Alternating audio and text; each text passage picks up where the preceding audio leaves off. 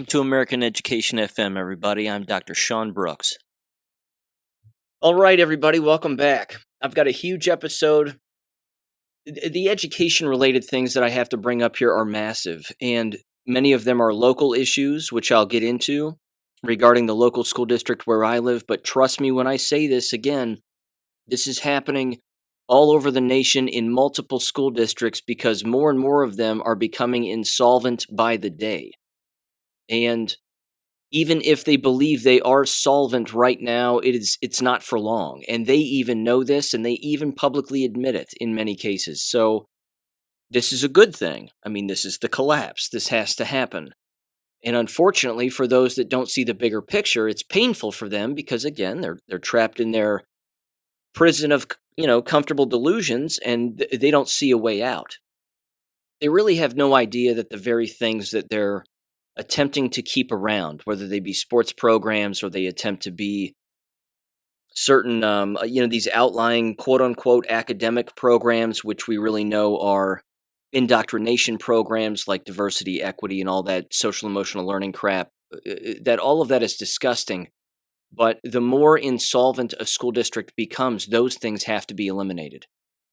They have to, because if there's money going to it to keep it afloat, and you're looking to save money, well, they have to be eliminated, and rightfully so. I mean, they should be eliminated anyway, but there is that piece. Okay, I'm going to start with this just very briefly before I get into the education stuff. You may have paid attention to or heard about the stuff regarding Steven Crowder. I think it's sad. I think it's funny. I think it's sad. He's apparently been verbally abusing his wife for quite some time. I'm just going to summarize it basically by saying this, that, there's security footage on their back porch showing an interaction between the two of them where he's clearly controlling the ever-living hell out of her while she was pregnant with their two twins. But they're getting a divorce and apparently have been since 2021. All of this is gossip as far as I'm concerned, and it doesn't really mean anything. The interesting part is you're watching those Con Inc. people at Daily Wire comment on it. And then you're seeing him comment on it and a bunch of people gossip about it, within that entire Con Inc. circle. It's not my concern in the long run. I really don't care. I'm not associated with those weirdos, never want to be, will never be. And they're not talking about other major issues that are going on in the country as a result. I understand that they are sensationalists and they have to do what they have to do for clicks and ratings and I mean, they are the lunch table at a high school as far as I'm concerned. They love sitting around and gossiping about that kind of stuff. Again, you've heard me say on this show time and time again that I think the Daily Wire is irrelevant. I think that, and this is my opinion, I think Steven Crowder is irrelevant and all of those people, the Tim Pools, et cetera, if they aren't bringing up the real things both at the local, state, and national level that need to be brought up along with the global aspect of things as well. And if they're not bringing that up on a consistent basis and then they're spending their episodes and their time, again, looking for clicks and super chats and money to gossip about people who are engaging in an abusive relationship or actually doing the abusing, well, they're not just distracting themselves, they're distracting their audiences. And again, it's sensationalism as far as I'm concerned, so it doesn't concern me. I don't care for any of them. So that's kind of my wide brushstroke on that. Okay, here we go. I just wanted to throw my 2 cents in on that. Not that it matters, but whatever. I saw the video and it was disgusting. And again, Steven Crowder's abused a lot of his work, past people that have worked for him. They all have non-disclosure agreements. He's not well. The man's not well. So, here we go. Education stuff. Tons of it. Okay. Deep breath. Here we go. The local school district where I live last week engaged in a fake drill, of course. It was a shooter drill. Whatever the hell they call it. Run, hide, and fight. Something like that. They're not the only ones that do drills like this, as you've heard me say. Many school districts across the United States do drills just like this. This occurred, I believe, on a Wednesday, if memory serves, and the students were given the option to opt out if they chose to. Now, there's a lot of points with this that have to be brought up because this is one of the largest problems that continues to exist within all of these indoctrination environments. They engage in these drills because they watch the news and the idiot box at home and they just believe everything that is on the news channels. Programming, frequencies, all these things. I mean, they are the most brainwashed individuals that will exist in a town, these school board members. And of course, many of the people who work within, and then the parents who send their children there, and so on and so forth. It's not all of them, that would be mathematically impossible, but it's plenty of them. When this drill took place, they gave the students the option to opt out of it. Me personally, the problem with that is they should have the option to opt in. It should never be something that they have to opt out of. And in the most recent school board meeting, one of the school board members, who shouldn't even be there anymore because I filed an ethics violation against him for soliciting money to pay himself back for Super Bowl tickets, he was actually suggesting that all students should be made to do it. He was implying this, that all students should be made to engage in these fake shooter drills, which, by the way, and this is an important part, they have police officers in the hallways shooting blanks with guns. They're actually shooting blanks now as a part of school training. And again, it's not new, but this is standard procedure when it comes to preparing them, quote unquote, for a active school shooter in a real life situation. Shooting blanks. Many people go their whole lives without ever hearing what a gun sounds like. I think that personally is a mistake. Everybody should know what a gun sounds like, and everybody should own guns and learn how to use them. But hearing blanks be shot in a school environment is part of the indoctrination. It's part of the brainwashing. It's part of the programming. It's part of getting all of these students to get used to this being a normal thing and a real thing, when in fact, as we know, and as I've covered here at length, it is not. By and large, they are all manufactured shootings. They are not real. People do not really die. But they're telling everybody, of course, that these are the quote-unquote times we live in. And we understand that these are the conversations, quote-unquote, that happen all of the time, and this is just our current reality, they might say. It's abusive. It's government abuse on the unknowing and the unknowledgeable to get them used to a police state and that this kind of control is normal. So accept it when you're a child because you need to learn to accept it when you're an adult. There is a long-term psychological plan that is in place to normalize all of this around fake shootings, to get everybody to just be a slave their entire life. Again, cradle to grave. If they're doing this in schools, why don't they do this in major workplaces? It's usually just an email that goes out. Hey, look, if there's an emergency in the building, we're going to lock a couple of these doors. We'll communicate with each other over email. Have a nice day. Get back to work. And then that's what happens. Major workplaces don't engage in such drills, but schools do. Again, they're setting the script, they're setting the narrative as best they can to get everybody used to this, when no one should get used to it because, again, by and large, they're all fake. So it's not about the truth, it's just about brainwashing. During the drill, and this is according to the actual school board superintendent, himself, he openly stated that approximately 50% of the students opted out, that they chose to not participate.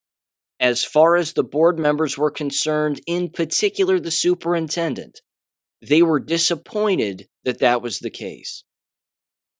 And now what they're doing is they're looking for ways to essentially make it mandatory by having it at a particular time of a day on a certain day in order to make it unavoidable for everybody. Now, one of the board members, the one who shouldn't be there anymore because he broke the law, he was essentially saying that we shouldn't leave the choice up to students, that students shouldn't have to be the ones who opt out, that it's the parents who should opt out their children. So he's making it sound like students and parents don't communicate with one another about what goes on, and that just because students are opting out, that's just the students opting out. It's not the parents wanting their child to opt out. Do you see what I mean? Do you see the disconnect? He actually believes, again, that he has the students' best interests in mind over the parents. Also, rather, that the students can't make logical decisions on their own, that needs to be left to the parents. Because if they disagree with him and these kinds of fake drill things based on things that don't happen in society, then something is wrong with everybody else who doesn't want to participate. But everybody who wants to participate, well, they know what's really going on in the world. I'm telling you, if there's a school board speech that needs to be given publicly and then thrown all over the internet, it needs to be one where someone addresses these idiots and tells them that these school shootings don't happen. Sandy Hook was fake, Uvalde was fake, Nashville was fake. No one died. That has to happen. Somebody has to do that. Please don't make me be the person to do it. I mean, it would be funny, and I'd be, I guess, okay doing it, but it wouldn't change any of their minds. I mean, it would be interesting to see if these individuals actually think that anyone in the town they live in knows that these are fake. Even if I gave them endless emails with all the documentaries and resources, they would never look into it. Because again, it would shatter their comfortable delusion. It would shatter their own existence. They'd either throw themselves off of a bridge, or they would have those hard wake-up moments that many of us have when we're waking up on particular subjects, and then we go, yeah, all right, we've been lied to. It's happened before. Let's learn more about it, and then we'll move on to the next thing that we've been lied to about. But they don't want to do that. And they're not going to do that. So, I don't know. It would be funny, but I don't think I don't know. I mean, I'm there. I would do it, but either way. Let me see here. What else did he say? It lasted for approximately 2 or 3 hours. This entire drill. Sources tell me that there were individuals, teachers in particular, who were crying during the drill. Not because they were scared per se, and certainly not because they know that these are, that they're disappointed because they know that these shootings don't happen. It was quite the opposite. It's an emotional response based on them being sad about the perceived time we live in where this has to be normalized. What they fail to understand, again, beyond the fact that these shootings don't happen, is that any school board in America can turn down a grant for quote-unquote school safety anytime they want. But they don't. Why? Because it's free money. And because they're brainwashed into believing that school shootings happen with regularity, certainly at the national level where they're plastered on everything and fundraisers show up and everybody milks it for all it's worth. They have no ounce of suspicion in their bones at all. And they don't understand then that drives all of their decision making regarding receiving any kind of a grant or any kind of funding to promote such a drill within their environment and normalize it. One thing always hinges to the other is my point. Their lack of knowledge and their willful trust of government is ultimately the problem, because that drives all the other decisions that they make. And all the decisions that they are making are bad. All of them. They're not making any decisions that are good. None. Zero. Case in point. In the same board meeting, the day after this drill occurred, and by the way, I think it's awesome that 50% didn't participate. 50% of the students, that was fantastic. I heard some staff members took the day off also because they didn't want to participate too. I mean, that's awesome. But within the same board meeting, during the public comments section, again, this is how stupid these people are.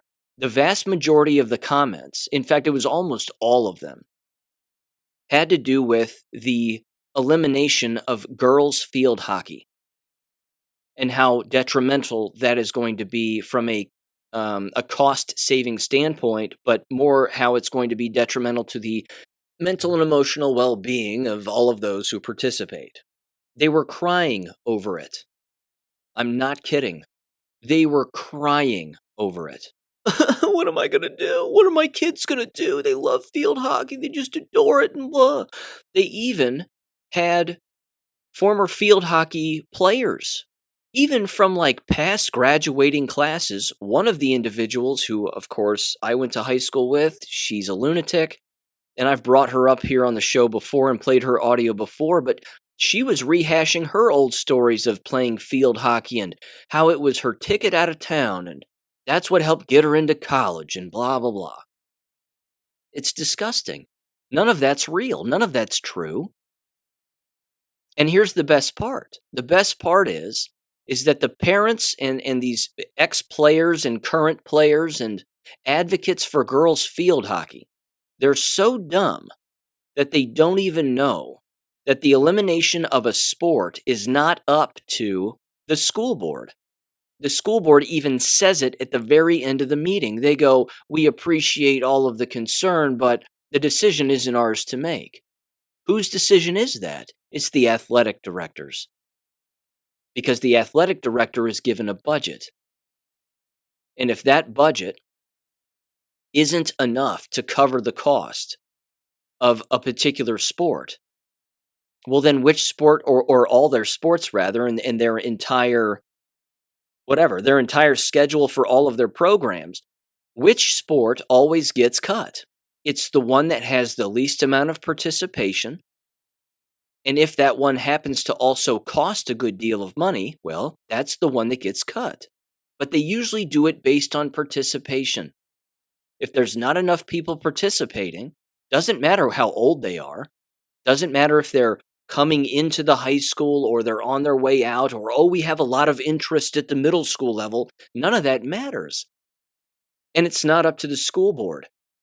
But the very people advocating for keeping the sport around are complaining to the wrong person, and they don't understand the most basic, fundamental aspects of a budget.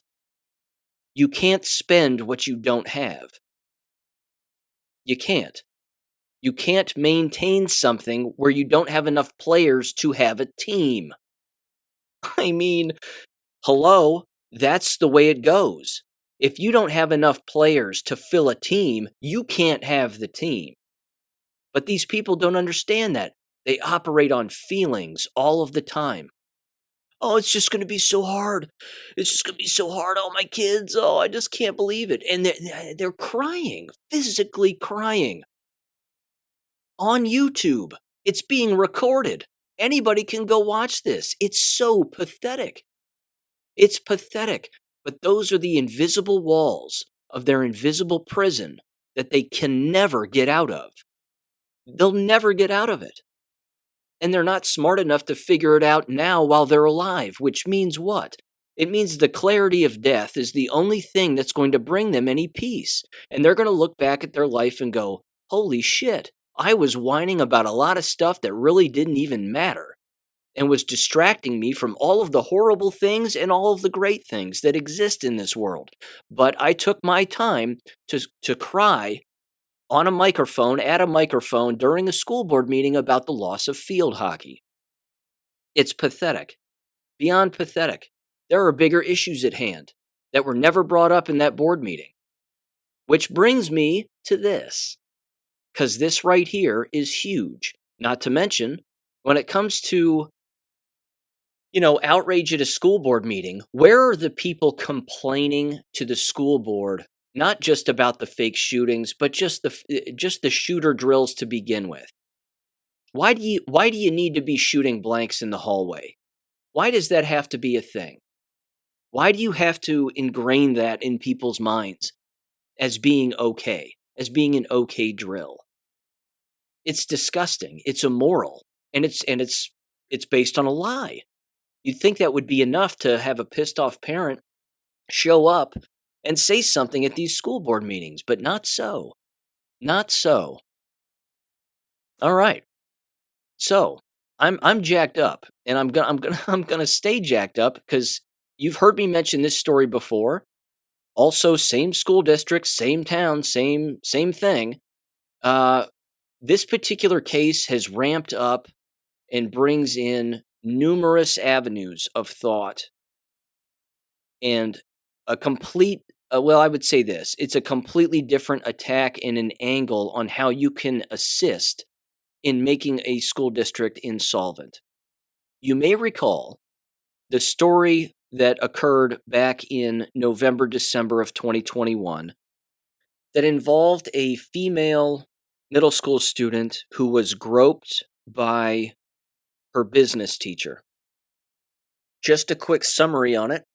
The business teacher was not fired, but he ended up resigning after, of course, district pressure and lawyer pressure and a thousand other things. But he was not fired. They just accepted his resignation. They also, of course, and by they I mean the school district, actively worked to cover up the seriousness of it. And of course, in these legal matters and these investigative matters, they really can't say anything. But this particular individual, this school teacher, this Stiver guy, he had a history of this dating back to 2014. And then, of course, administrators receiving complaints and administrators not investigating. That's the real crux of the issue here, which now brings me to this. The father and the family of the girl who was groped have filed a civil lawsuit against the school district for failing to fire the middle school teacher accused of groping their 12-year-old girl during class in 2021.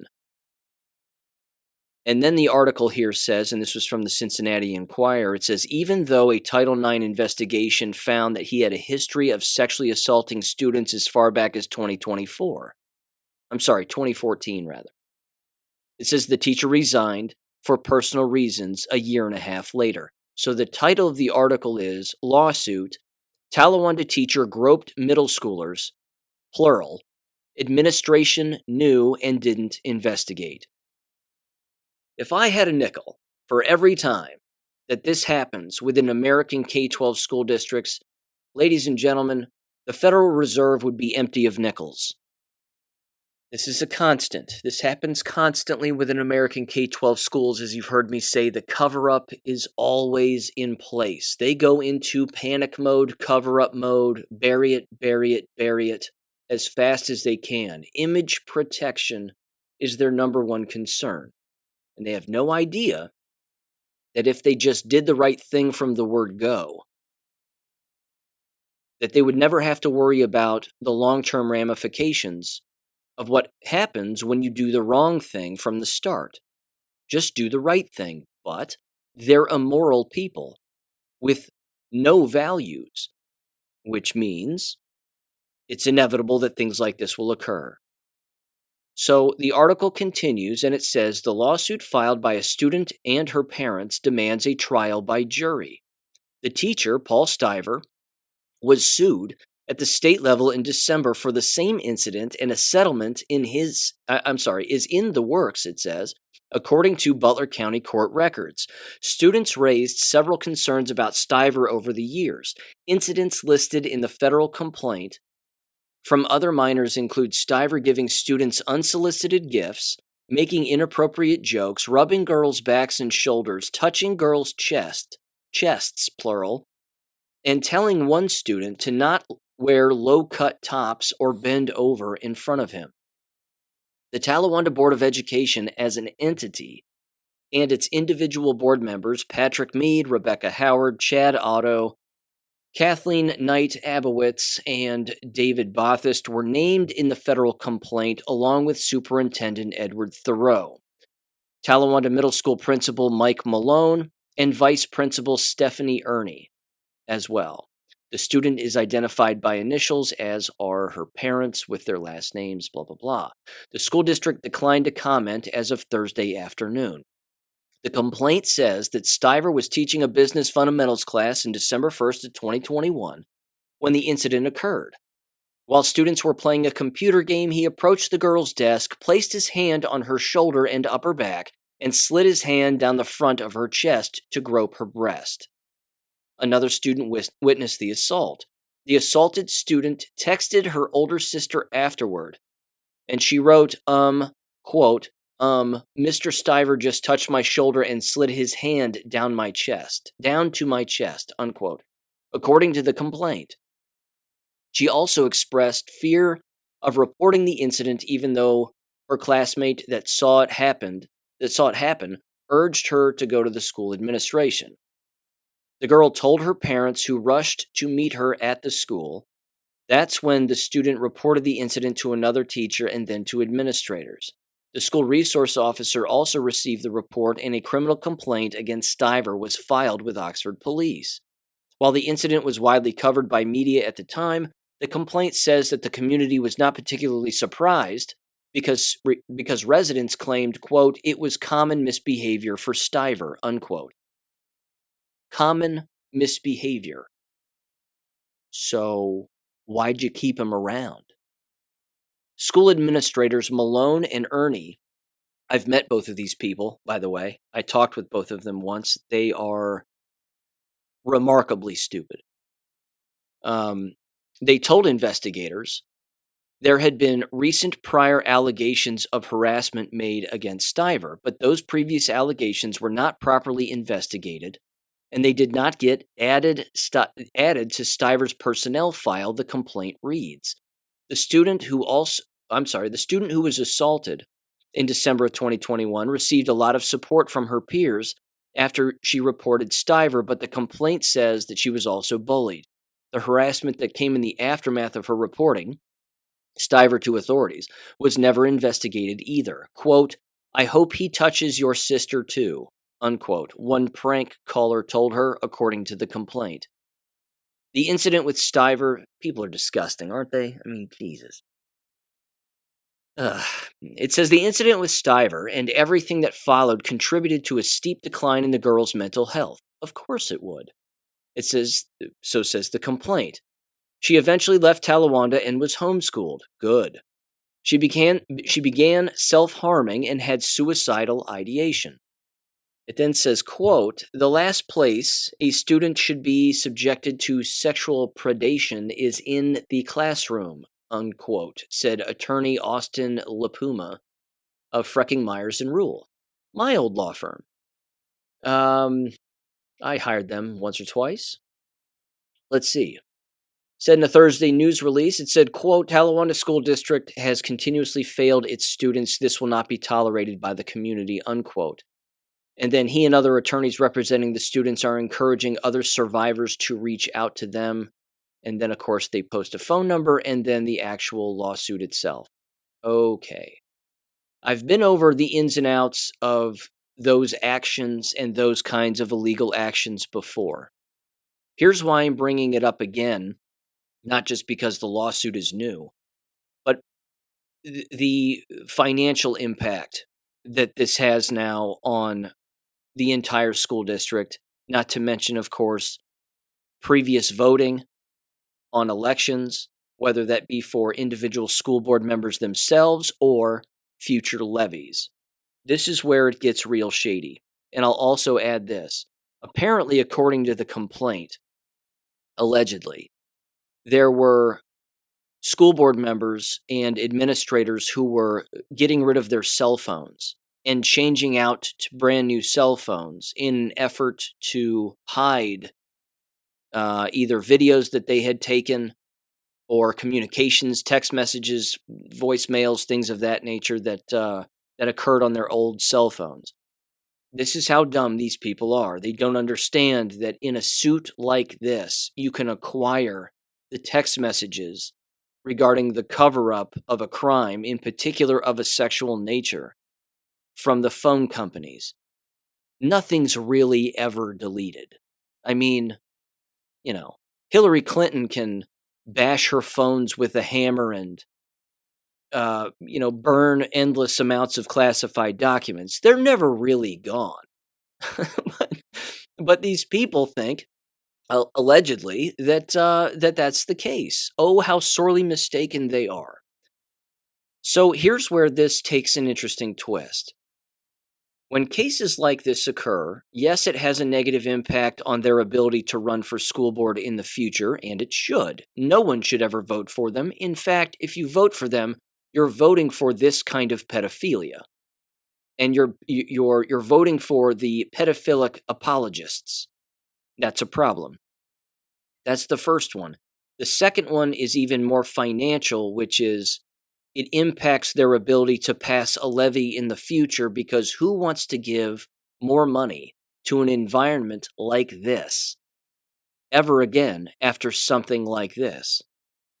Most people with any moral sense, or, those who have values, would not vote for these people, nor would they vote for any kind of a levy that would raise their own taxes just to give the school environment more money, so that they can continue with their perverse programs and so on and so forth. The other avenue is that these individuals, as school board members, are going to have a next to impossible time if convicted. Trial by jury, keep that in mind.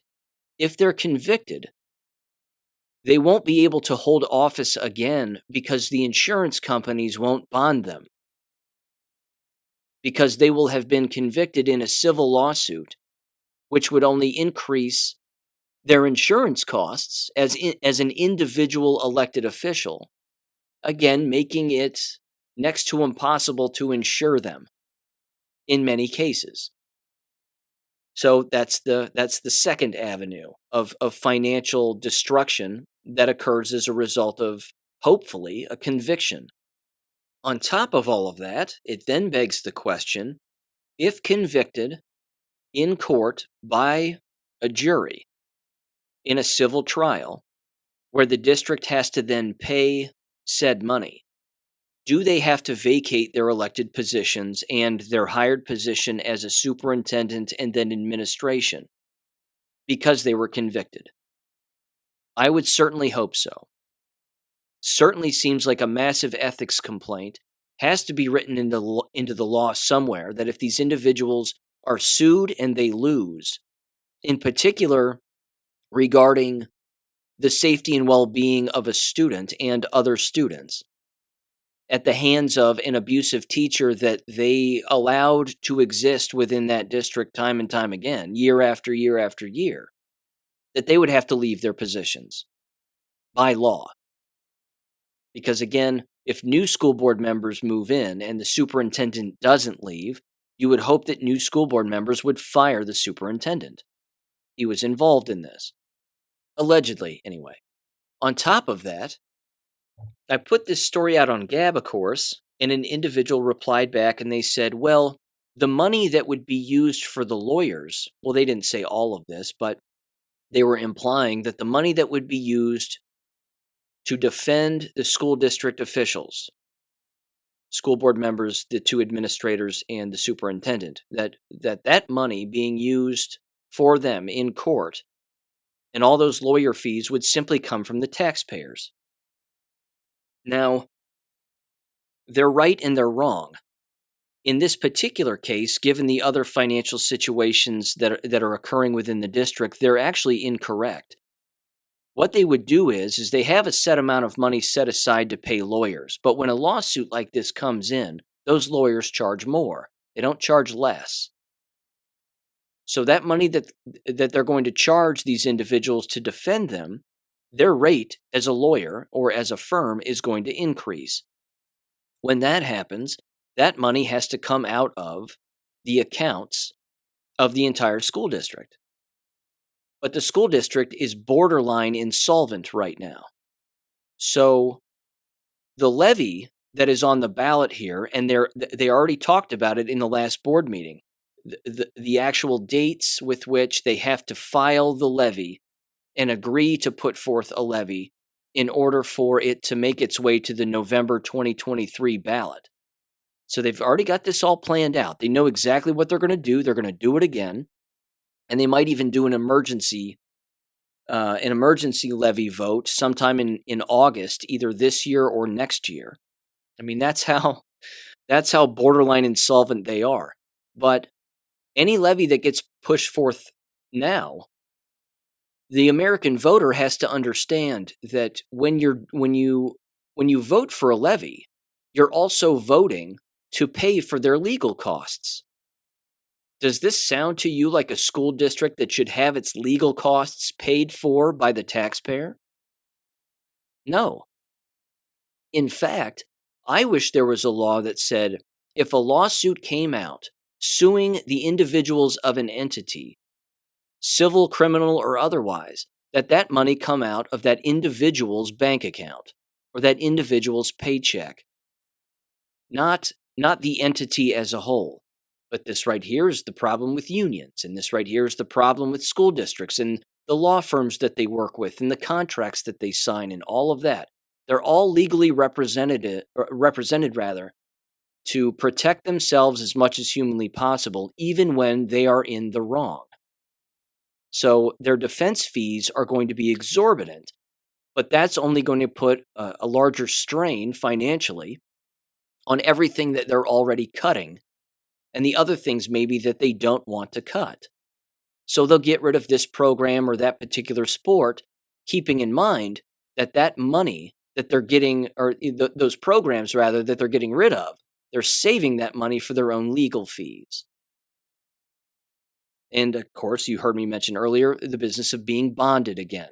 If they get convicted, this is all on their permanent records as individuals, which means any insurance company is going to be able to see that they were sued in civil court, federal court, in a civil lawsuit rather, and they were convicted. That's not going to work out for them at all. They may never hold elected office ever again, and that's the point. So, yes, you can try to win at the ballot box by running someone who's more ethical, hopefully, and has values and so on and so forth and knows what they're talking about. You can run those individuals against these degenerate nitwits. Or you can, I'm not saying hope for a child crime to occur, but if one does, or any kind of a crime, you sue them. And you hire a lawyer to file a civil lawsuit against them. And hey, if it's ironclad and they're convicted, then they're finished. They're absolutely finished. So I wanted to mention all of that. Again, there's a lot there, but that's something that's happening. And there are multiple scenarios associated with it, but all of it makes the entire school district look terrible because they're terrible. And I might add, even one of the school board members, the actual president himself, who's one of the degenerates on the board, he wasn't even there for the meeting. Wasn't even there. Maybe he was afraid that people were going to make public comments and he didn't want to be there to field those public comments. But no one made a public comment about it at the microphone. Not a single person. Nobody said anything about it. So there you go. Awfully telling. They're crying about the loss of field hockey, but they're not crying about this. They're not crying about a criminal cover-up of child abuse. You see where people's priorities are? It's disgusting. Here's another one. 2 more Miami University related issues also here, which are interesting. I have more education stuff as well. But this was from the university newspaper, the Miami Student, and I've read from this before. It's titled, Students, Faculty, and Staff at Miami Protest Ohio's Senate Bill 83 and House Bill 151. What these do is it would essentially limit diversity, equity, and inclusion training. It would require an American government and history course for students, outline who can and cannot strike, and prohibit professors from discussing controversial topics in class. It says the bill defines controversial topics as any belief or policy that is the subject of political controversy, including issues such as climate change, electoral politics, foreign policy, diversity, equity, and inclusion programs, immigration policy, marriage, or abortion. I bet the Holocaust is in there too. I bet the Holocaust is in there too. You see, though, this is interesting.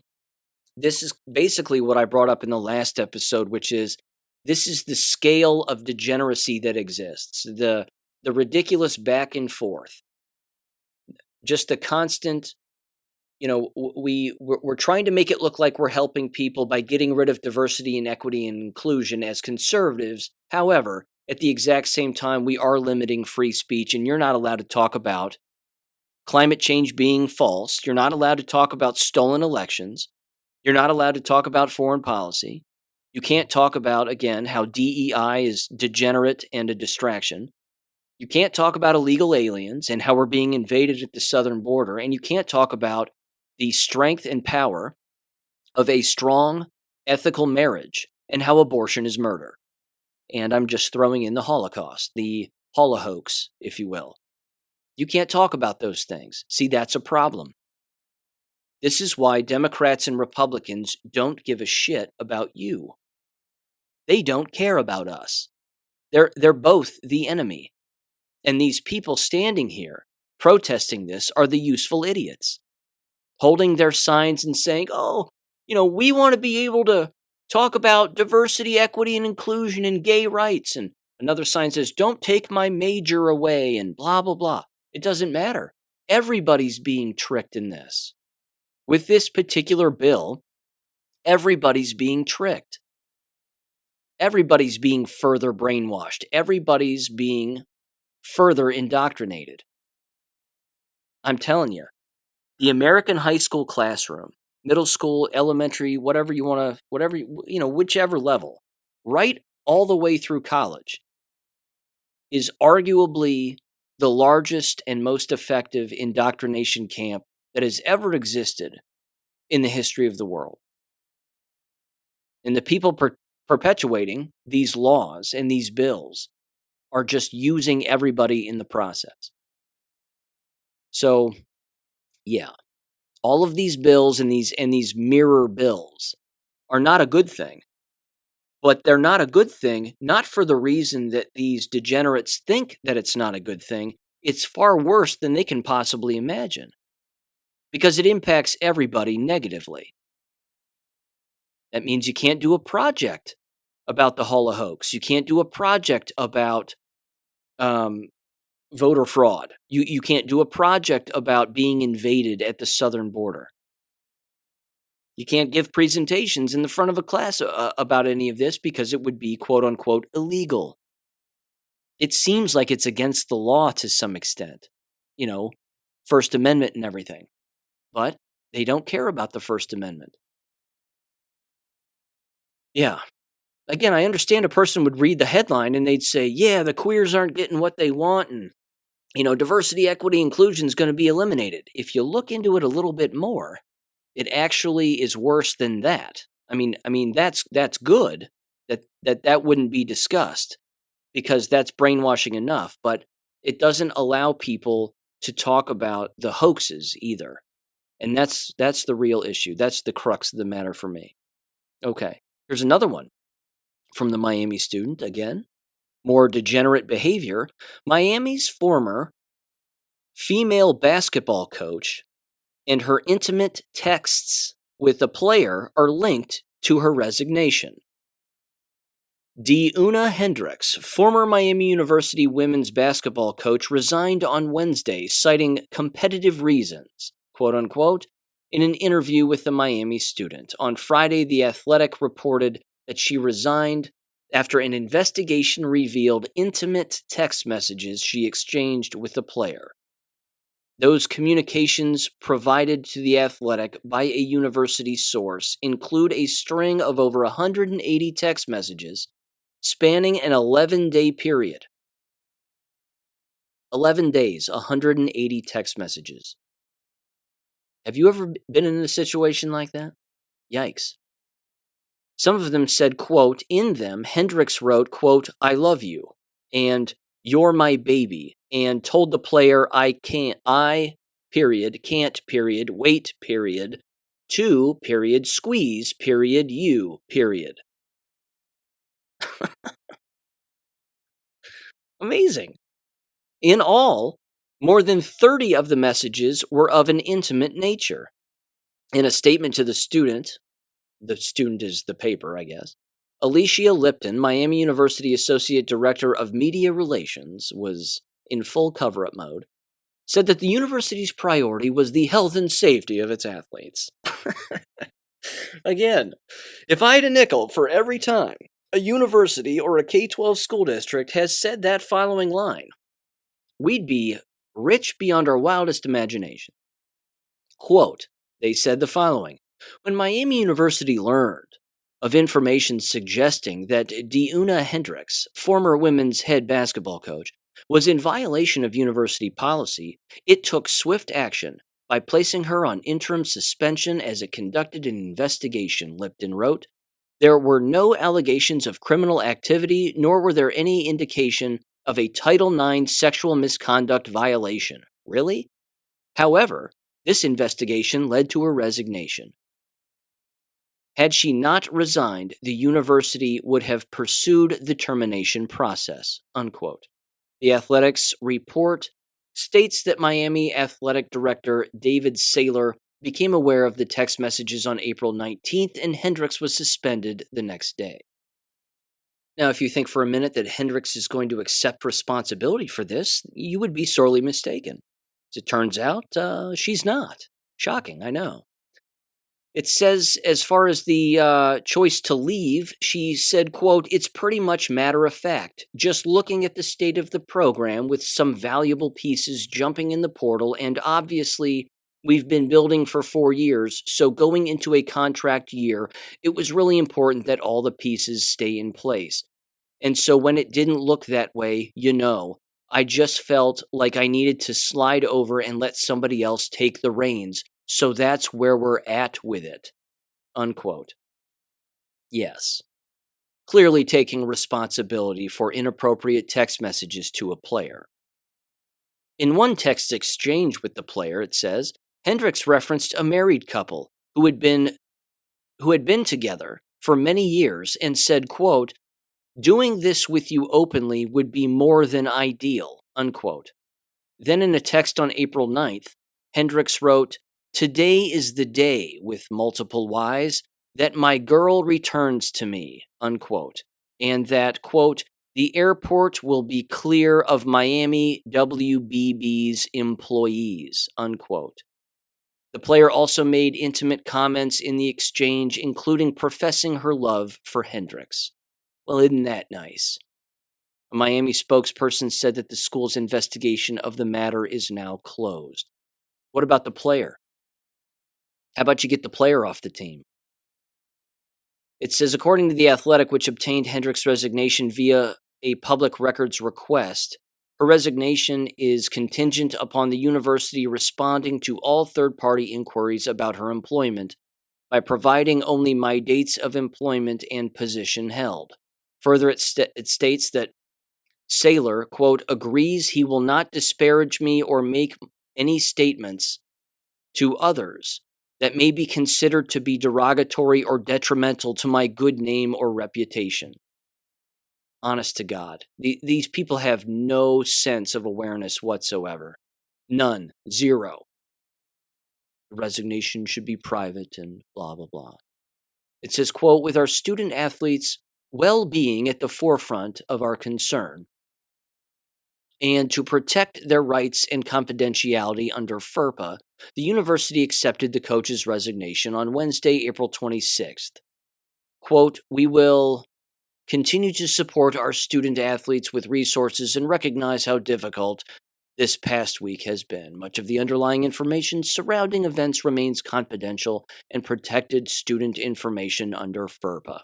According to The Athletic, Hendricks did not respond to phone calls or text messages seeking comment. The student also reached out to Hendricks and did not receive a response. How about the player? Who's the gay player? Shouldn't you find them? Do something with them?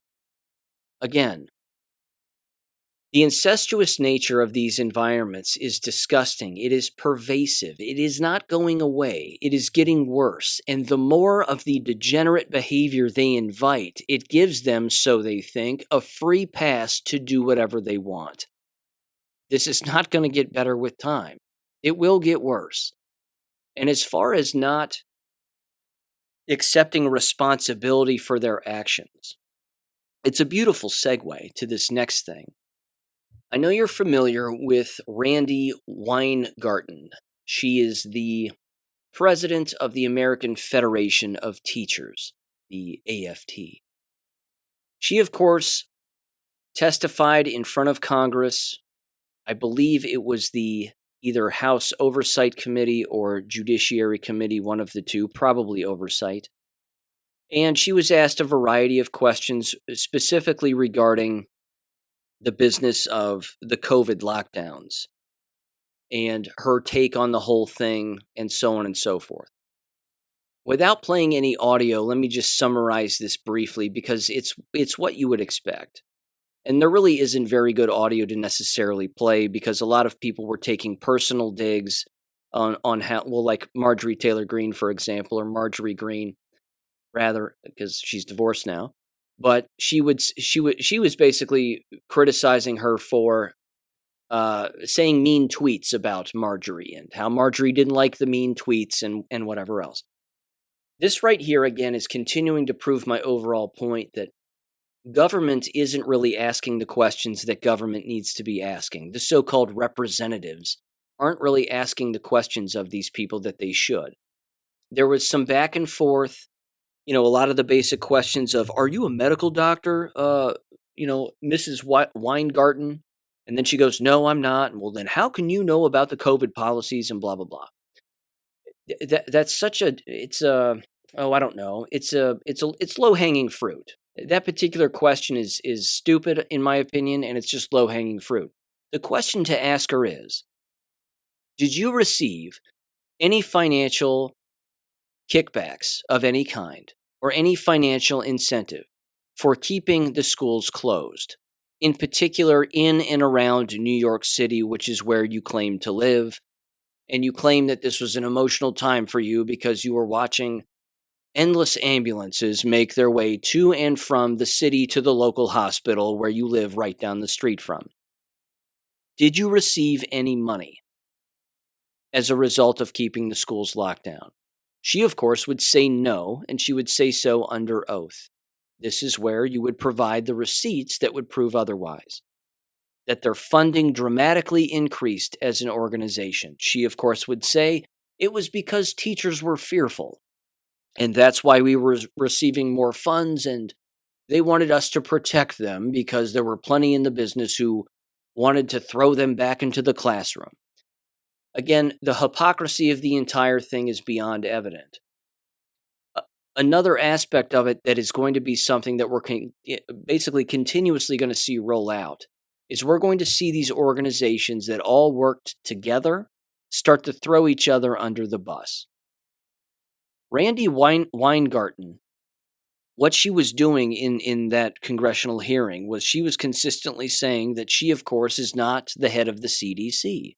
She's not a scientist, she said, and these kinds of things shouldn't be left up to just her, and she wanted the schools open and wanted the schools to get open quicker, but we were having to manage all of these teachers that were just fearful, and they didn't want to go back into the class because they didn't want to get sick and they didn't want to die, and blah, blah, blah.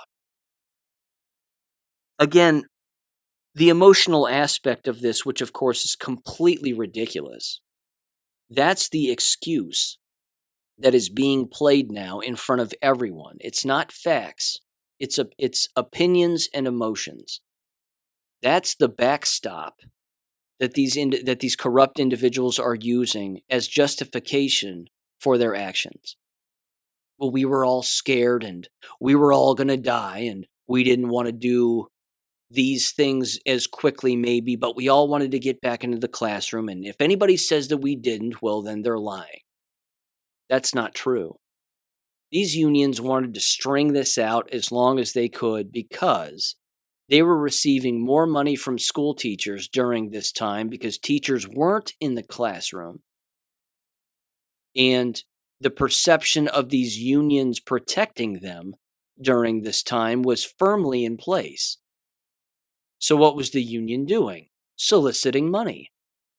They were soliciting donations from their members more abundantly under the guise of, we are here to protect you. Don't worry. We have your best interests at heart. You heard Rochelle Walensky from the CDC say a very similar thing. Well, variants are changing and they're constantly changing. And, if we knew then what we know now, then decisions would have been different. That's not an excuse for your criminal action. This is conspiracy to commit fraud. Conspiracy to commit fraud is a crime. Conspiracy to commit murder is a crime. That's what these people were doing. Coercing their members and their coworkers and the people who they take money from and have influence over. They were influencing them and coercing them to take these bioweapons, poison themselves with masks. We can't go back unless there's mask wearing.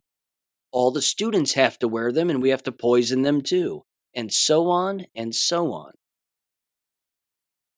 They belong at the wrong end of a firing squad. That's what has to happen here. They have to be convicted, scooped up, taken away, tried, executed.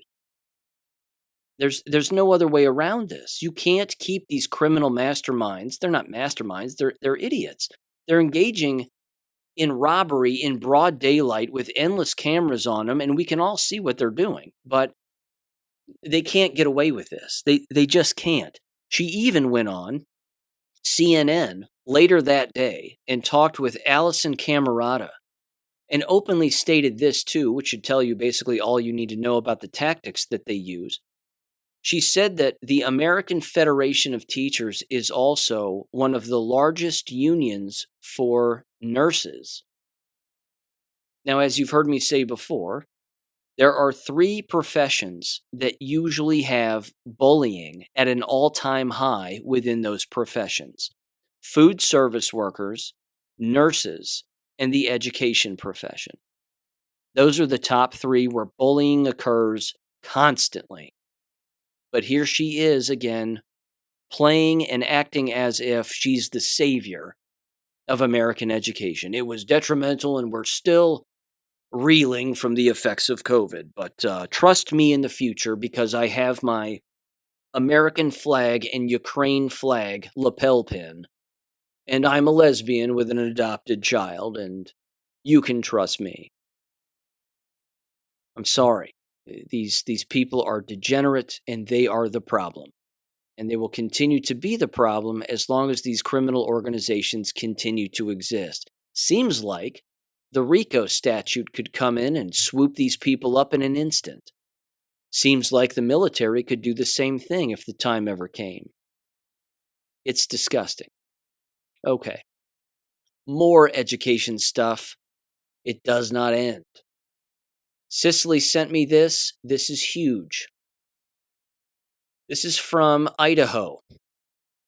It says the following from KXLY.com. 4 elementary schools at risk of closing if CDA school district levy fails. Give this audio a listen in 3, 2, 1.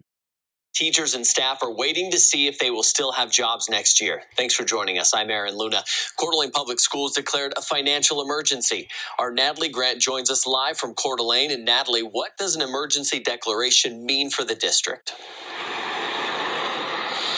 Well, Aaron, that's right. I'm outside here of Ramsey Elementary School, which is one of the 4 schools that the superintendent identified today could be closing their doors if this levy doesn't pass next month. Now, the others that were noted today were Bryan, Dalton, and Bora Elementary Schools. And although there was no specifics that were given on which 2 of those schools could be closing their door. Now, as far as the declaration goes, the main goal behind this declaration today was to give the district the ability to let their teachers know that they they may not have a job at some of these schools in the fall.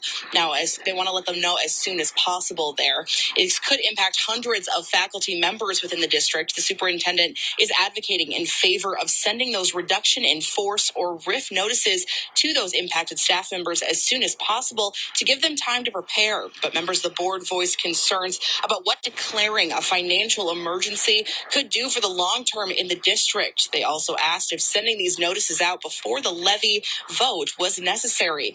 Now, leaders from the district say that if this levy does not pass, the declaration will need to be put in place anyway, and getting a head start on the process will allow them to be as transparent with their staff as possible. To be able to inform employees as early as possible is dependent upon the declaration of a financial emergency. That's the whole point of the financial emergency, is that you are able to move forward and let your people know as soon as possible. Now, as far as the contingency goes, the board voted to pass the declaration, stating only if before those RIF notices are sent out, they have to be the ones to approve the list, which will be approved after the levy vote. We will just hold off on informing or informally informing any staff members between now and the levy, and then we'll be prepared to inform them as quickly as possible right after. And as far as next steps goes, the emergency declaration will now have to be approved by the state, which they say will only take about a day or two. But now the big question remains, what happens if the levy passes? Well, there's a meeting that's already on the books for May 17th, which is the day after the election. And at that meeting, the board could just take that declaration off the books with no consequences. And just a reminder for all those voters out here in Coeur d'Alene that election is coming up here on May 16th. Reporting live in Coeur d'Alene tonight, Natalie Grant, 4 News Now. They're not going to be the only ones. They're not the only ones. And this is not going to go away. This is going to get worse with time. Worse for them. Great for everybody who has any, sense of what's really going on in the world and how this entire system is the real problem. It's great for us. We're on the outside looking in, watching the entire house of cards fall to the ground. Here's the sad part. This is exactly what these institutions do not understand. They don't understand that you cannot lie and be misled and believe lies and continue to be misled without knowing it for over 100 years and expect this to not back up on you eventually. We're living through the eventually. We're living through that part right now. This is happening in Idaho. This is happening not just there. Again, predominantly white, lots of money, lots of people there. Not an issue typically. More people are homeschooling. They're tired of the degeneracy. They're tired of the lies. Their children are old enough to read and write. They're old enough to teach themselves. Why send them? Every time they don't send them, the district loses money. That cattle tag with a price tag on the ear of the child disappears. They can't cash them in anymore. So then they have to start closing buildings. You've heard me again. You've heard this on this show time and time again. I've gone through the process from beginning to end as to what happens even with the vacant buildings and what happens with them and what the town or the district will ultimately do. If they can't pay the bills for the building anymore, then the bank will take it. If they own the building outright, they'll have to sell it. Then that money will go back into the district in the existing building that still exists within the district, however many buildings that is. That money will disappear in the blink of an eye, and then they're right back to square one. And they're again, borderline insolvent or insolvent again. This is the collapse of Rome. And it has to happen. It has to happen. The family has to circle the wagons. The family has to do what they can to educate one another and themselves individually as much as humanly possible and get government out of the way. Again, you can't trust government for 120 some odd years and expect it to not eventually back up on government. It's always been backing up on the family, hasn't it? I mean, we've all been lied to. Well, not all of us, but a lot of us, myself included, went through these indoctrination centers, being told particular things, being shown endless things, being lied to and misled on a constant basis by the very brainwashed people who went through the system themselves. This is the cycle of abuse. This is the cycle of indoctrination. It has to be broken. It has to be broken permanently. And thank God it's happening. Here's another reason why it's happening, actually. And this is happening in Australia. This is titled, it's coming from caldronpool.com, Caldron. Calderon, I don't know. There's no accent mark, but either way. It's titled, Sydney School Tells Students with Invader Ancestry, quote unquote, to wear orange. That's right, ladies and gentlemen. Discrimination and singling out students based on their ancestry and their heritage is what they're doing. But don't worry, the safety and wellness of all students in our environment are our number one concern. Back that truck up again. It says, quote, I felt that they were deliberately targeting white students in a way that would only make them feel shame about their appearance and cultural background. It says, quote, a Sydney state school has told white students to wear the color orange on Harmony Day in recognition of their quote-unquote invader ancestry. Dulwich Hill Public Schools, if I'm saying that right, don't care, Principal Linda Wickman, every time, noticed school members in a mail-out last month that the school was holding a Harmony Day special assembly where students and family members will be invited to wear national costumes of their ancestral or formal birth countries. Students and families with settler/invader ancestry, unquote, were instead encouraged to wear orange. The official color chosen was to, quote, show support for a culturally diverse Australia.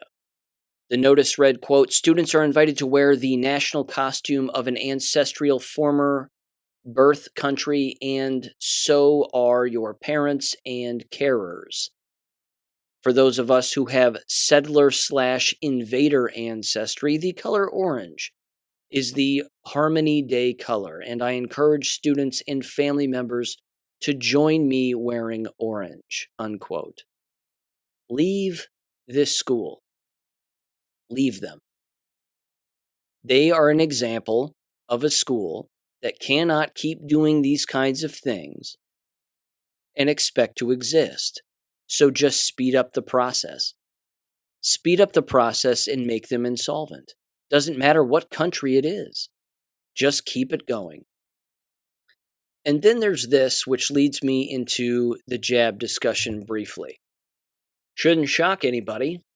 Again, I'm not patting myself on the back on this, although I know it's going to sound like that, but I called this one, didn't I? Detroit Free Press, Warren middle schooler saves busload of children after driver passes out. Ladies and gentlemen, I'm speculating here, but this was a vaccident. And it was a vaccident that was averted by a student. Now, this, I believe, is a female, probably a tranny, who knows? It looks like a female, although, again, dressing like a male. Purple, purple shirt, short haircut, lots of ear piercings. There's a breast there, so it's probably a female. Point is, the superintendent has declined to name the driver and her condition and is not being released. She is still hospitalized, he said, and the incident happened about 2:59 p.m. on Wednesday afternoon in the area of Connor and Hayes. The driver's age was also not released, but it was a fairly new bus driver who started in July of 2022. How about you talk about the vaccident? How about you talk about the fact that you probably pushed the jabs on countless people, and it took this kid, not hopefully not being jabbed, although mother is standing there and she's wearing scrubs, which would indicate that she's probably jabbed. And the dad is there also. But yeah, that the kid stood up and grabbed the steering wheel and put his foot on the brake and pulled the bus over while the person was having a stroke. There you have it. It's still happening. I called it back in 2021. I said these accidents are going to increase. You're going to see this constantly. I said it in 2022. And then where I live locally, a school bus on the very first day of school went right through the front door of a house. And the bus was filled with students, and the bus driver had a massive heart attack. Jabbed? Probably. Same thing in this situation. It's not going away. It's not going away, and it's not going to go away. Okay, speaking of jabs, National File, Dr. Fauci funded the Sudan biolab seized by extremists, it says. He's connected to the Sudanese biolab that's been seized by extremist fighters in the nation's ongoing civil war. Shocking, said no one ever. This man, I'll tell you what, he's got his tentacles in just about every country in all of these biolabs, and the biolabs are existing just about everywhere. Here's another one from CBS. AstraZeneca says new COVID drug could guard against all variants of concern to date. I bet. AstraZeneca, ladies and gentlemen, of course, is in a bit of financial trouble because their jabs, of course, were killing people. And the entire country of Australia, one of the more jabbed countries in the world, certainly per population, they have done away with the AstraZeneca jab while keeping the other deadly jabs. But don't worry, AstraZeneca is here to the rescue because they have apparently another pill that will cure what ails you. They guarantee it, or so they probably think. But we know otherwise. It says a replacement for a key COVID-19 antibody drug that has been used to protect immunocompromised Americans could be available within months. Executives for drug maker AstraZeneca said Thursday, after promising early results, suggested it may work against all known variants of concern. Unquote. There are no variants.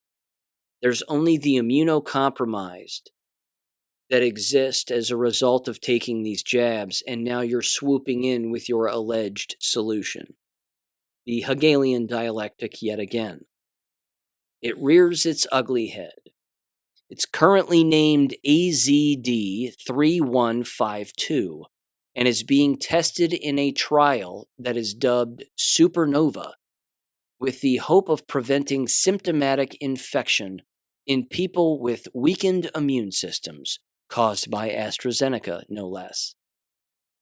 There are people who walk around believing that their body is an experimental device, that they should just pump it with whatever they want, and the pharmaceutical industry has their best interests at heart, and as long as they just try stuff and they keep pumping their body with these drugs, that they're going to live. Those people are not going to live. They're not going to make it. Here's what it says in the article, too, which, again, they slide this right in because they don't think anybody's going to pay attention to it. Listen to this explanation as to why they claim that the FDA pulled AstraZeneca. It says the FDA effectively pulled that prophylactic drug's emergency use authorization in January, citing the growing prevalence of variants that it would not work against. That's why they're claiming that they pulled AstraZeneca, not because of all the people who were dying from it, not because of the paralysis and the heart trouble and instant death. No. Not the AIDS. It wasn't that. It was all the variants, and the jab that we pushed forth is not protecting against the variants anymore, so that's why we got rid of it. Do you see how the variant lie is being used to cover up all of their intentional criminality here? It's being used to actually, in an attempt to cover up their depopulation agenda and this mass genocide that's taking place. There are no variants. They don't exist. Never have. Still don't. Here's another one. Daily Mail. It says another jab in the face of common sense. The CDC sticks with COVID vaccine requirement for travelers coming to the United States, a policy that's had no effect on transmission rates. So here's what they want for travelers. If you're coming into the United States, you have to have had at least one shot since November of 2021. And if you've had two, well, then congratulations, you're allowed in also. But not if you're an illegal alien running through the border. If you're an illegal alien running into the border, into the southern border, or anywhere else for that matter, don't worry, you're allowed in no matter what. Again, this article actually says the following. Can't make this up. This is from a Dr. Doug Badger, Senior Research Fellow at the Heritage Foundation. Again, same place where Tucker Carlson spoke. They're in on it too, ladies and gentlemen. It says, quote, vaccines reduce the risk that an infected individual will develop severe illness, but they do not prevent transmission. This is where their minds are. They're saying it doesn't prevent transmission, but it prevents severe illness. No, wrong again. It causes severe illness, it causes death, and transmission is always via electromagnetism. That's why the jabbed are transmitting all their jab juice on everybody. It can't get clearer. But these people are in it for the money. The Heritage Foundation probably got a kickback. All these places were probably getting kickbacks. And that's the way that it works. It's just about money. And it's about perpetuating these lies. It's not about the truth. Because again, these fairy tales have been told to us through the school system for over 100 years. And they continue to be told to people. Medical schools, colleges, K-12, pick one. It's all of it. It's all of it. And in conclusion, that basically leads me to this. And this is a nice wrap-up, I think, sort of encompassing everything that I've brought up here. And then I have just a quick little homework project for everybody, something to listen to. It's about an hour long. I will link that in the description below and briefly describe it here at the conclusion of this article. But this comes from, again, Children's Health Defense, and it is titled, Important Conversations Never Had. Colleges Quietly End Mandates Without Addressing Harms. The title pretty much gives it away. You've heard me say it here on this show time and time again, that this is the one thing that these college administrators are never going to do is admit fault. They're never going to admit that they ostracized their students, that they abused all of them, they poisoned them. Not just with the mask wearing, but of course the jab taking and all of that. Misleading everybody into believing that the word mandate means mandatory legally, when clearly it does not. And then not admitting any fault, and certainly not paying anybody back for the measures that they took from a financial standpoint, let alone an apology letter, because again, that would be a bridge too far for them, and they don't want to do that. The cat would be out of the bag. So what have they done? They've slowly backed away. They've slowly said, well, we're dropping the mandates, and no, it's not because no one's coming here anymore. I mean, that's what they would want you to believe, when obviously, from a visual standpoint, that's exactly why they dropped the mandates, because they were losing copious amounts of money. And they still are, and they still will. And in the meantime, of course, to make up that difference, they're going to raise the tuition of the students who are dumb enough to still attend. And as they continue to attend, again, they have to make ends meet. It's no different than an apartment building. Well, the apartment manager, for example, in an apartment building can't fill the building. If you can't fill the building, then you have to raise the rent of the people who are still living there. It's like that in any line of work. It's like that in any business. And the university system is the same kind of business. So this is continuing to happen, but the subtitle says again, many major universities across the country are quietly dropping their COVID-19 vaccine mandates for students at the end of the spring semester. Critics say in addition to ending mandates, There must be a public conversation about the harms they caused. There should be, but there won't be. There won't be. Again, I can't think of a larger knife in the back and a larger deception than the one that was played on all of the students and even the staff members, right down to the maintenance workers and the food service workers and the tech workers and everybody else who really makes a university environment thrive, so to speak, anyway. Uh, Certainly those that keep the lights on, those individuals were tricked too. It wasn't just students and professors, it was all of their employees. They all had to take these, so they thought. And then look what it's done to many of them. Many of them are sick, plenty of them are dead. How's that going to work over the course of time? I'm not entirely sure, but I don't think it's going to work out well.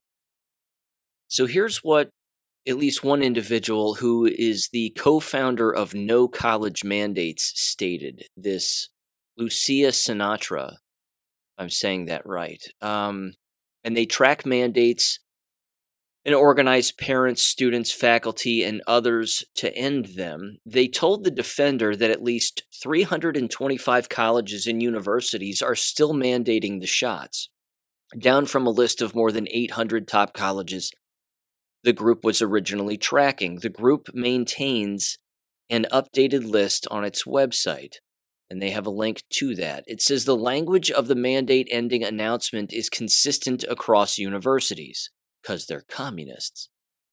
They said that they maintain that vaccines are safe and effective, and they continue to strongly recommend that all students, faculty, staff, and visitors stay up to date with their COVID-19 vaccines. So they haven't given up the message yet. This is, of course, still going to back up on them. It says many announcements tie the end of the mandates to the Biden administration's decision to end the public health emergency declared by the Trump administration in January of 2020 through this coming May 11th. Of course, that health emergency, ladies and gentlemen, is not quite what people think when Donald Trump did that. There's more to it than that, and it's a good thing, as it turns out. Has next to zero to do with the shots. Let's see. Sinatra said that she thought the mandate dropping was huge, adding that it's what we've been fighting for the past few years. But she said, quote, "I worry it comes too late, and I worry that they're dropping mandates because they feel they've been forced to do that. Their general counselors are weighing the question of where are we least liable," unquote. She also said, "I don't believe that colleges recognize, just like legislators, the majority of them, they don't recognize the risks of vaccination, and they don't recognize vaccine injuries, and obviously that's a huge problem. It's kind of disturbing when it comes to discussing the consequences. There's a big brick wall." Because there has to be. Because if you tell them it's a biological weapon, and look what you've taken yourself, and look what you've done to the people in the town or city where this university or college exists, not to mention the people within who attend and pay to attend. When you tell these individuals that you perpetuated a biological weapon, they won't be able to come to grips with that. In fact, they'll blow you off. But as you've heard me say, they'll have a few choices to make. They'll either quit their jobs and leave town, and I'm talking about the administrators and the people who perpetuated this, out of sheer embarrassment, assuming that they come to grips with what they've done, or they'll be overridden with grief and kill themselves. I'm not sure which. I think they'd be more likely to just leave town and run out of sheer embarrassment and fear that, that someone would retaliate against them in some way. But again, it just, the article goes on here, and it continues, and they state that the mandates were complete nonsense, that they've hurt people. The amount of money that they were spending on pushing their messages is beyond exorbitant, while at the exact same time, they were driving themselves into a financial crisis that's remarkably huge. And that's putting it mildly. It says that there's been limited pushback. There have been several lawsuits. And then toward the bottom of the article, it says this. It says important conversations never had. Experts who spoke on the Dartmouth conference panel who were interviewed by the defender said that the impacts of the mandates extended even beyond serious vaccine side effects to social harms like normalizing censorship, manipulation of the public through fear mongering, concentrating the power of big pharma, and driving social division. No kidding. Understatement of the century. And it goes on and on and on. Again, loss of trust among the medical profession and the institutions themselves. Yeah. Yep. They never should have been trusted in the first place. Again, before the mandates, which again doesn't mean mandatory, but before they pushed all of that out, there was already a massive and growing distrust in the entire apparatus. And now I'm shocked again that people attend. I'm shocked that they continue to attend these institutions. And again, many of them are jabbed now. Upwards of 80 to 90% of the attendees are all jabbed. And I'm telling you, in the town where I live, at Miami University, you can drive around and it is dead flippin' empty. It's still dead empty. You've heard Dr. Robin McCutcheon and myself talk about this on a constant basis when she's been on, that it was and I'm sure you know this too if you've ever attended a college or a university or even driven through one. When the weather is nice, there will typically be people outside doing things outside, throwing a football around, playing catch, wearing bathing suits, catching some sun, drinking a beer on the front porch, walking around the stores and the shops, whatever it may be. That's not the case here. It's just not the case. It does not pass the eyeball test. It'll be interesting to see what happens over the course of the summer. It'll be interesting to see what happens in the fall, in the early fall when students come back for the next school year, with these mandates now gone here at Miami University, and apparently, again, numerous schools, if not most of them, dropping these mandates permanently, or at least in the meantime, because they're losing students and they're losing faculty. So, I don't know. Time will tell, but we still have to put our observational skills to the test and see what we can see, and then I'll do my best again to continue to bring that to this show and keep you updated as to what's happening. All right. With that aside, now, there's no way to really describe this other than I'm just going to, again, link it in the description below. I watch X22 Report from time to time, and I listen to Dave on X22 Report. I don't know if you do or not. I highly recommend it. It's certainly a good news aggregate. He does a nice job of sort of bringing together lots of different subjects and then bringing it all together on a night in, night out basis. But this past weekend, he had a conversation with a guy by the name of Derek Johnson. Derek he's sort of showed up out of nowhere, so to speak, but the dude brings the receipts, and he's ex-Army, and he talks again about the operation that's taking place, the military operation among the good guys that is certainly taking place, and there is no doubt about that. You've heard me, again, I've written Substacks about it, and I've brought it up here, that Donald Trump signed the Insurrection Act. There's a lot of executive orders that he signed, and the military is in charge. And they are doing particular things, both, I would say, in front of everyone for them to see and become outraged about particular things, and at the exact same time cleaning up numerous messes behind the scenes that are not being shown to us right now. And I'm not going to be able to summarize the entire hour, but this is something you're going to want to watch because it's going to start a dialogue. Certainly, I would say within your own mind, and then a dialogue among you, your family members, your friends, those of you who are awake and are interested in sort of thinking on a different dimension and trying to figure out what's going on here. Again, I can't summarize the entire thing right now, but I still have a lot of questions, even after watching it and listening to it. I still have some questions about particular things, and I wanted to bring some of those questions to the beginning of Wednesday's show. So if you give that a watch and you have some questions, feel free and reach out to me on Gab, again, in the digital messages or direct messages. Or, you can email me after watching it and give me your 2 cents. Maybe you think it's all BS. I frankly don't think that it is.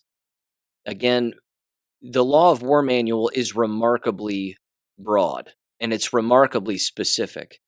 I find it difficult that the Law of War manual would exist at the extent that it does in the 2 volumes that it exists, and it not be followed by the good guys who are in charge here.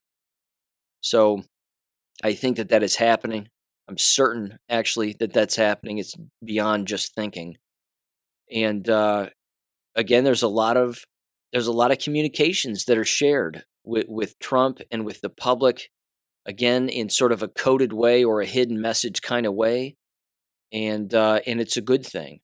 That doesn't mean that certain things aren't going to happen here in the future, whether it be this summer or next, that is going to sort of involve the entire public yet again, kind of like the way that the whole COVID lockdown thing happened and how that sort of got everybody's attention at once. I think something like that's going to happen again. He describes that and dives into that, and he also describes again the federalization of the National Guard and how they are under military and federal control at the federal level, that the state governors are not in charge of what goes on with the National Guard when normally they would be. That is not the case now, and that the National Guard in the future, as he states, is going to be used in inner cities and in towns across the United States in the coming months, if not year or so, to take care of the homeless problem in the blink of an eye, and take care of the gangs and the drug dealings and all of the crime and things of that nature. Because again, these cities are crumbling. And what he says too is he says that's what Donald Trump's referring to when he talks about these freedom cities. That he's not talking about these 15-minute cities where everybody's locked down and you can't go anywhere because everything is where it needs to be within 15 minutes of where you live. That's not necessarily it. He's talking about cleaning up the cities permanently. Because as we know, we've had criminals in charge in Washington, D.C., who are perpetuating the slow decline of America. But if you weaponize the military, and the military immediately comes into these environments and fixes them, then we have a chance. Then we can start over, and that's a good thing. So I will link that discussion in the description below. Derek Johnson, again, I'm not very familiar with him, but I've heard him talk now a couple of times, and he can ring off these federal codes and these executive orders like he's reading the back of his hand. I mean, he's very good, and he certainly seems to know what he's talking about. And this is, of course, a plan that's been in place for quite some time that is going to have to happen. And I think, frankly, if it goes down the way that he describes, and we are able to see what is actually happening, and we're not lied to about it, the people who have always said, the trust the plan lie is all bullshit, and none of that means anything, and we need to just get angry and galvanize the local community and not sit on our couch. All of those people are going to be eating crow and humble pie like nobody's business, because we need a well-oiled machine and we need a well-oiled military in order to survive. And there are good people in the military. They're not all this woke agenda that's being sold to everybody as being the only thing that exists in our country. That's not true. Many people took oaths, including, again, ex-military. And those individuals, I'm certain, would be willing to pick up their arms and do whatever they had to do to save this country. But he dives into all those specifics. So again, I'm going to end this there. That's the homework project. I recommend listening to that conversation. You'll have questions. There will be comments, I'm certain. And I just want to mention a few questions that I have regarding that at the top of next episode. So the beginning of next episode may not make sense to you if you haven't watched this particular interview where he's talking with Dave from X22 Report. But either way, I'll make comments on that on Wednesday. And there you go, ladies and gentlemen. With all that said, I'll catch you then. Peace. Thank you for listening to American Education FM. Make sure and check out AmericanEducationFM.com for more information. Take care and God bless.